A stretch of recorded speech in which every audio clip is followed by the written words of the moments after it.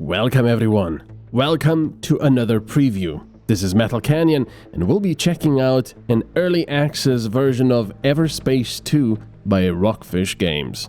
I've done a bit of a let's play of Everspace 1, which was also in early access back then, and I believe a preview, and I enjoyed it quite a lot. It was beautiful graphically, it was fun, it was a roguelite, which meant, go out, kill stuff, gather items, die, rinse and repeat, and then progress through the story. Now, this game is a little bit different, and just before we continue, I would like to say that some people appear to be having problems with crashing, and I experienced the same thing, and what I found to be a solution was to simply not let the game play at 60 frames per second. I know it's kind of weird, and hopefully they'll be corrected after early access, or within early access as well, but my solution was to simply cap the frames at like 50 frames per second. I haven't tried 55 yet, but yeah, it works fine at 50, it looks good, no problems at all. So, let's continue the game. Alright, here we are. Look at our little lovely ship. This is a starting ship. I do believe that you'll get other ships that you can pilot later on. I haven't seen that yet. I've spent around 9-10 hours in the game, probably, and like I said, this game differs from the first one a little bit because it's not a roguelike anymore, or a roguelite anymore. If you die, you die. You have to reload, which means also that obviously the story is quite a bit different, but thankfully I kind of don't like being rushed in games. There isn't sort of a timer, an invisible timer in sectors anymore. In fact, there's not really sectors, there's just locations you can visit, because there is now an open world that you can traverse, which I think is fantastic. You can go wherever you like by pretty much going to hyperspace in a way. And yeah, there's not a timer where the Okar will arrive and just hunt you down and try to destroy you. So you can take your time when you take out enemies, or you can even not take out enemies. So anyway, you now have a home base, a secret home base, because once again you're a fugitive on the run, and there is now a much bigger RPG element to everything, because now you can not only change weapons and secondary weapons in the game, you can also change a lot of stuff about your ship, like your thrusters, sensors, plating, shields, energy core, all the utility items. You've got a cargo unit, which allows you to dismantle weapons for things that you can use to upgrade the weapons, or you can also craft new items. So, for example, this is in my storage right now. I've got a few consumables here that I'm not using just yet. Also some bombs here, high capacity mine launcher, and a lot of these crafting materials which I'm just holding on to just in case I need them for something, because right now not only can you craft things and also obviously find them out in the world, but you can also improve the perks of the characters that are with you. So for example, here's my own perks, which you unlock every 5 levels. You get one perk that you can choose, but you can also change the perk that you want, which is pretty awesome on the fly.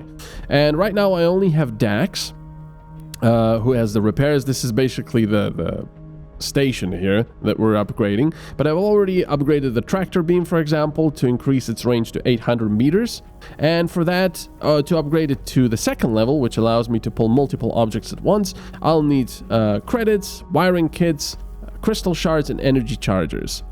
So then you get also more characters and more upgrades and so on and so forth. So it's pretty awesome. I really enjoy that kind of stuff, that RPG stuff in games. So for example, if you look at here, like I said, there's a lot of different items you can find, gather, steal, and so on and so forth, and trade for. Not just weapons items, but like I said, also crafting resources, these Aethium crystal shards, which you can mine or find and so on.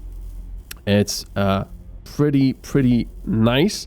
And if we go to the inventory, of course, because this is more of an RPG than the first game now, you also have all these stats that you can increase. I actually have an augmentation module right now, which means that I can increase one of these. I will need 2 modules if I want to increase past the 1st level, so I'll just put it into something else, like precision, for example, which will increase my Oh, only a bit of my critical hit chance. That's a bit disappointing, but oh well. Device cooldown, kinetic damage, resistance, hull damage, debuff. Okay, well, that's pretty good. Yeah, but you get all of this stuff, how much armor your ship has, hull, shield, and of course how much, all of these things, firepower, how much more damage you're doing, precision, structure, and so on and so forth. Also handling and ship speed. Handling is pretty much how agile your ship is, and ship speed is pretty self-explanatory. So, you know, there's a lot to do just being in the hangar. But let's go do something. Let's go to one of the places, for example, I don't know, to this undiscovered site here. So we'll check where we want to go, and we'll just hold escape. So on the upper left, you might see the complete 10 location challenges. That's completely optional. You can go to the data here and to the challenges. I've already done the outlaw hunt here. There's specific things you need to do, like kill 5 outlaw scouts affected by EMP, or 10 drones with missiles. Some of this stuff is pretty easy, some of this stuff is not. So for example, the 10 location challenges I still need to do is a little bit tricky, because we need to find it, but let's go. You have 2 different drives, by the way. You have this one, which is the cruise mode, which is just fast mode. You can also see that the game looks pretty brilliant, just like before. And you also have the jump drive. I am recording the game at 30 frames per second, by the way, so it's not gonna look as nice and smooth as it does, you know, when you'll be playing or gaming. So, the cool thing about this is we are actually flying through the map here, through this system. And there are other things you can do in the meantime. You can shut off the autopilot and go to something else, for example. And I always thought that, you see here, there's 2 things right next to each other. And I would think, wow, this is going to be really annoying to try and click on the Nephthys planes, for example. But no, they made it extremely easy to actually click on things like that. I'm using a mouse and keyboard, by the way. Some people have complained. Let's go to that unknown signal. Some people have complained that mouse and keyboard is difficult to play with. I personally haven't found it difficult. I personally found it very, very playable and nice. So, look at how nice this place looks. So we've got some enemies over there. Let me show you a bit how combat works. You have 2 primary weapons that you can switch between, and 2 secondary weapons which you switch between. So we've got a thermogun, which is very nice. Oh yeah, I also should tell you that there is a plethora of weapons available for any playstyle that you want. So do you like to fight up close with, for example, shotgun type weapons or flak? Do you like to fire from far away with this weapon that I have right now, for example, the railgun, which can charge up, and then it has a 3.5 kilometers range, whereas most of my weapons have 2 kilometers range. I also have in the bottom right, you can see missiles, which I can change to the mine launcher. Now the missiles are red because they're a superior quality, so that's pretty nice. So actually I'm getting too close. No, let's go for the drone. Oops, I missed that one. There we go. Drone's out. And this guy's now coming for me because he's like, no, it's my drone. I love this weapon. I'm just gonna go into reverse now. The sound effects are cool. Destroying stuff is very, very satisfying. Oh, he's running away. There we go. Now let's take this guy from up close.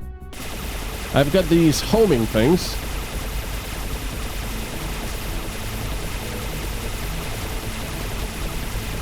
Look at that.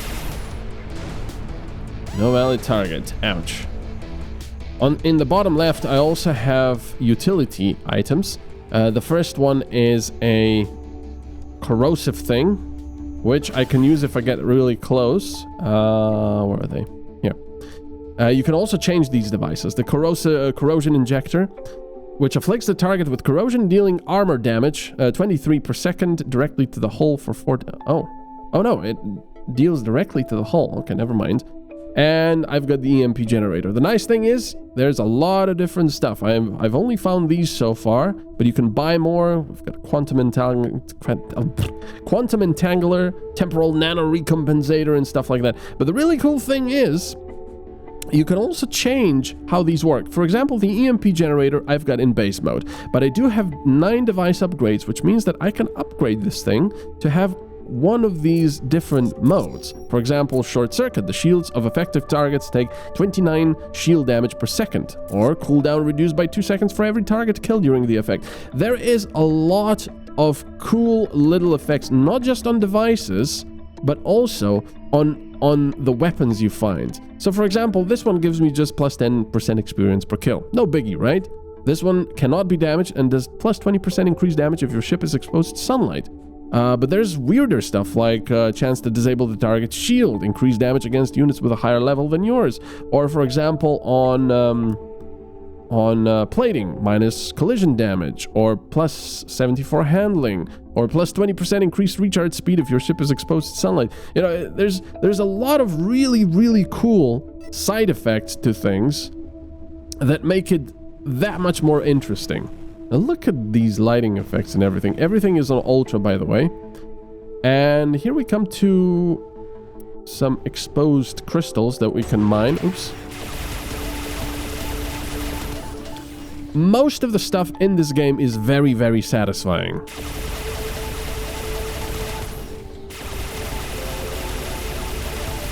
There we go. We got a bunch of copper and everything. There's also a container here, which you can either come close to open and take everything out. There. Or you can also shoot them just like in Everspace 1. Ow! Let's get this iron deposit as well. There we go. We've got more stuff over here. We've got more iron deposits. Wow. So you gotta remember this is early access, so there will be bugs and such. But honestly, this is one of the most polished early access games I've ever played. I have experienced 0 crashes, if you exclude the weird stuff with the 60 frames per second. But I've experienced 0 crashes, 0 problems. None of the stuff really suggests that it is an early access game. Unless, of course, you go to stuff like data and then reputation, for example, and you see work in progress. Faction rewards are placeholders and will be more useful and integrated into another interface in the future. More factions to come. So there's sometimes you see distress calls from these mining freighters and such, or other factions, and you can help them, and I'm assuming that will increase your reputation. You can also pull stuff in with your thing. Oh, we got a new color, an emissive color. I'll show you that as well. You can change the look of your ship, which is pretty awesome, with decals, colors, materials, and so on and so forth. So this was just a random little place where you can get a little bit of extra items, a little bit of extra XP. And one really, really cool thing I find about this is, let's hope that this bowl will give us that, what I'm looking for. There are quite a few puzzles in this game.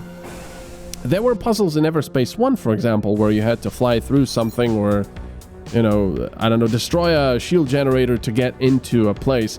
But there's a lot more of this now. There's much more expansive cavernous asteroids that you can fly through, giant derelicts, and so on and so forth. And they're much more... Well, G&B, can't say that I missed you. They're much more maze-like now, the puzzles. And by that, I mean that, for example, where before you just had to destroy a shield generator, now you have to find, I don't know, 3 power cores and insert them into things. And then, oh wow! Oh wow, you've got to be kidding me. I've never seen this before. You actually can go to the surface of planets. Oh, that is awesome. This game looks brilliant. Look at that. Look at the lighting effects and everything. The frames have gone down a little bit. Of course, I am recording, which is usually very intensive. But yeah, hopefully over here it'll show you a little bit of just how complex some of this stuff can get with the puzzles. And also, I love flying into things. It's so much fun. This one is pretty simple, but you know, a lot of the times it'll be even a lot more complex. Some crystals here for us. Right, let's get out of here. Also gets even more complex, of course, and interesting if you're if you have to fight while doing this. Wow, this place is awesome. I've been playing for 10 hours now, and I can without a doubt say that, one, like I said, this is a very, very polished early access game. It's definitely not finished yet, of course. There's only a few areas available, a few sectors. I'm far from done with the early access, by the way, even with 10 hours gameplay. But, you know, there's going to be factions, faction reputation, this, that, more story. And I really like the voice acting, by the way. What's this? This looks a bit like... What is this? Let's see if there's something... No, cannot seem to enter here. There's also sometimes little doors you can find that you can actually shoot open. Wow, look at that thing. The nice thing is you don't really have to look for, you know, little pixels of containers and such, because when you get closer, your sensor will detect them. Oh, that looks awesome. Your sensors will detect them.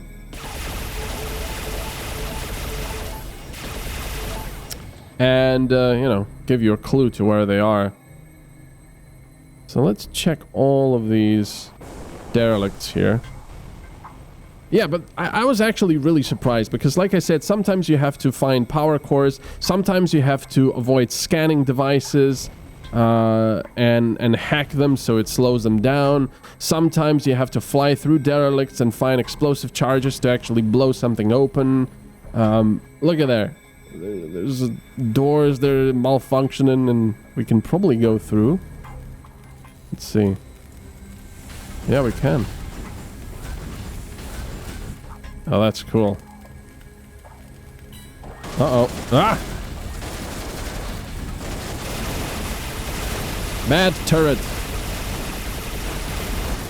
Fortunately, these guys are not such a big problem.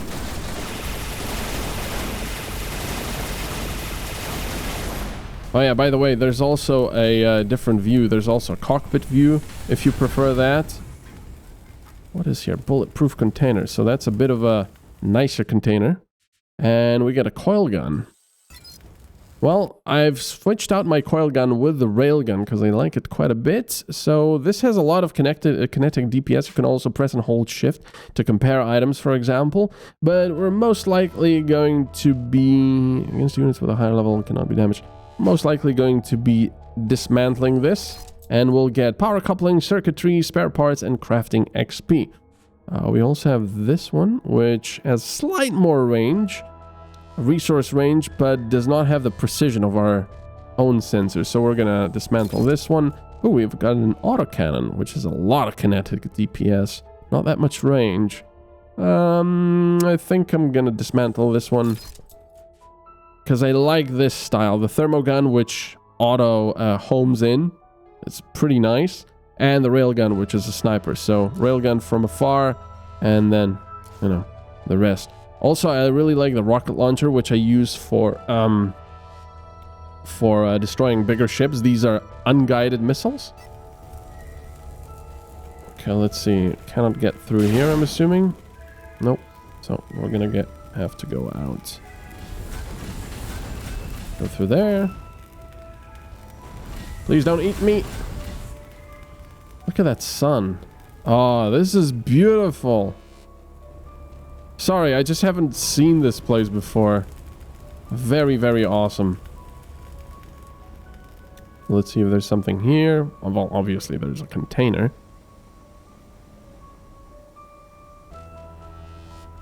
Let's open that. Okay, we've got some more plating, which is much inferior to our own. And there's no enemies here, which is quite refreshing, actually. A lot of the places will have enemies in this game. But sometimes you come across this sort of stuff, where you just explore, maybe do a few puzzles, and loot. And it's really, really quite nice, I feel. There's a bit of a change. Okay, there's nothing else here. And I cannot overstate just how much satisfaction you get from getting, you know, all of these items, comparing them, dismantling them, you know, hoarding the resources you need for later on. If you enjoy stuff like that in RPGs, you're really going to enjoy this. We got some exposed wiring here. That's interesting. Unfortunately, no power stuff that I can show you, which is pretty awesome. There was one instance where, for example, there was a hardened crystal formation, and I had to find power cores to power a derelict, well, sort of derelict. Ooh, hello. A generator. A derelict miner. And when I did that, it mined out the hardened mineral deposit, and I could loot it all. So there's another generator here, but what does that do?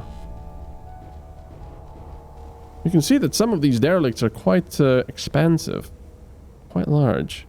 Okay, so this is the entrance again. Let's go destroy these generators, see what happens. If something happens, or maybe just that electricity will stop flowing. Now, this weapon is not quite accurate because I cannot actually lock onto this one. You can only lock onto enemies. Let's get this one as well. That's a tiny generator. There we go.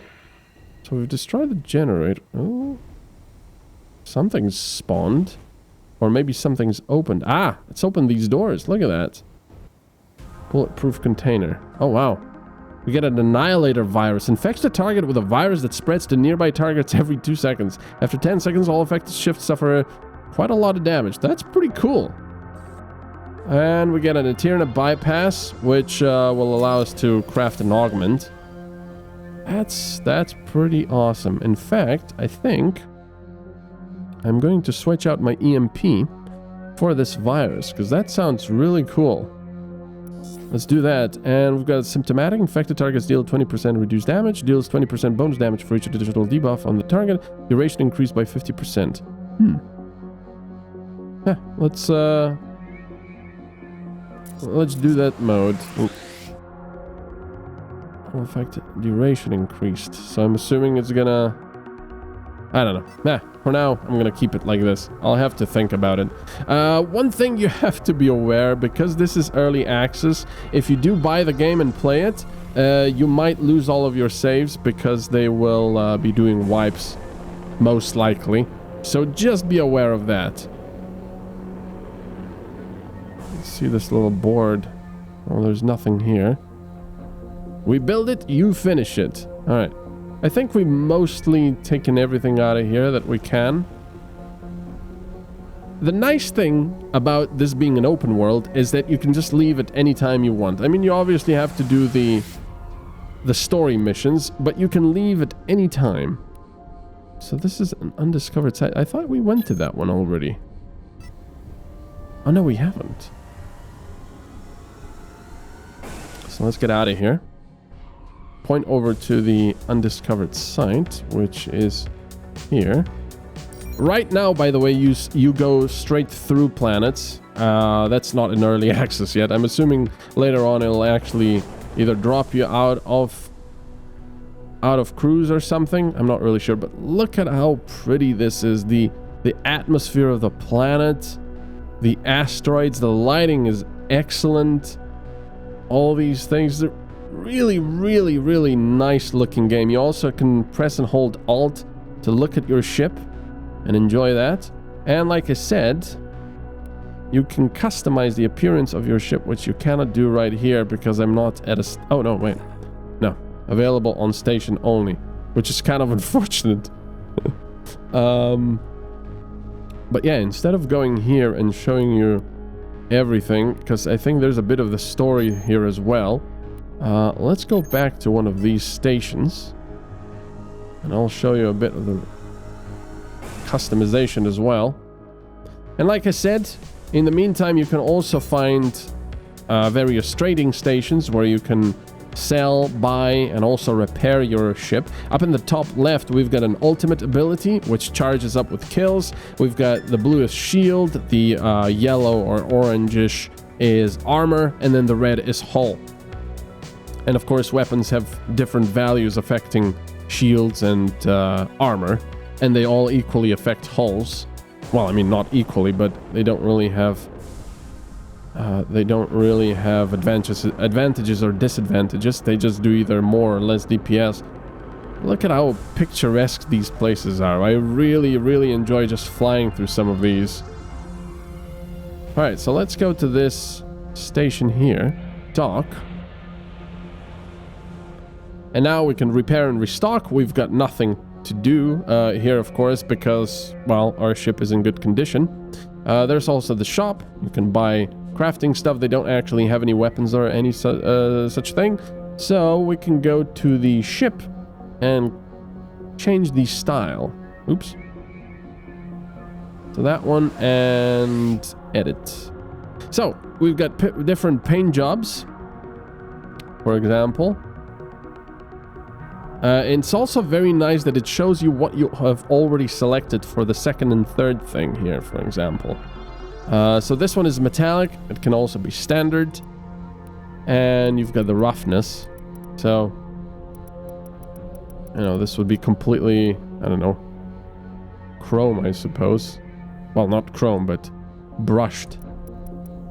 And this one is just pure, I guess, metal. I don't know. Either way, it's pretty awesome. Well, let's try it at 0.